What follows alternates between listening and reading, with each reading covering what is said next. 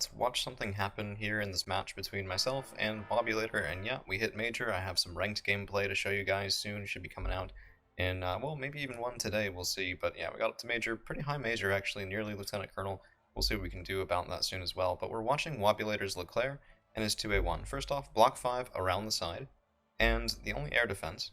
I mean, there's two roll-in threes, yeah, but the thing about roll-in threes is that they're distance versus air is actually reasonably short. So 3,500 meters, these guys need to be up really close, and they are, to be fair. The first one is. The second one is not. Let's see which one, if either, fires. And we have the Leclerc out in the open. That's going to be a right click off the block 5. And they do both eventually shoot. I lose the plane. Let's look at that cluster mark. And I want you guys to really look at this. That cluster right here is well and truly behind the Leclerc. And yet, kaboom. So how does that cluster pattern happen?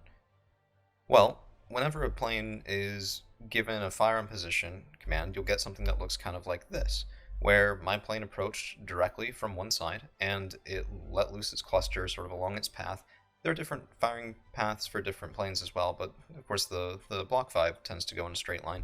And when it's a right click instead, so you take the plane and you right click on your target, instead of just going in a straight pattern like this, every bomb that's released rolls a die.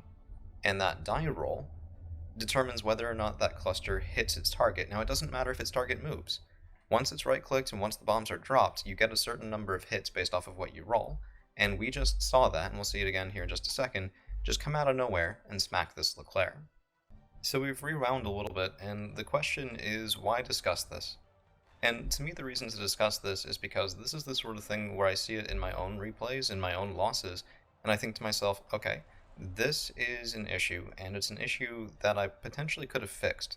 Look at this. We have two mortars right here, and actually three mortars right there, and they're all calm, which means they have low dispersion, just like they usually should. Well, low dispersion, I guess, for a mortar. And they're not paving a way this way. So if Wobulator's Leclerc gets through, it can kill my 2A4. And yeah, I have two Milans here, but they're sort of out of position as well.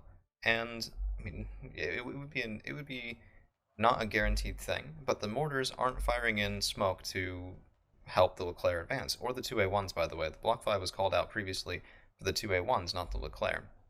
And if they were, the Leclerc would be able to basically push from the woods into smoke laid right about here. Block 5 loses line of sight, and that right click doesn't go off. The Block 5 still dies because the roll-in threes are going to shoot, I'm still within range of them, and all of that. So a little bit of smoke cover, and that Leclerc might have well gotten away, and if that Leclerc got away, maybe could have done a lot of impact here, other than, you know, getting sort of clustered to death.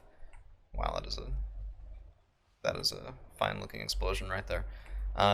So to me, that's really what it says, is, you know, I rewatched this replay, I saw this, and I thought to myself, what would I do if I was in Wobulator's shoes that might have been able to ameliorate this just a little?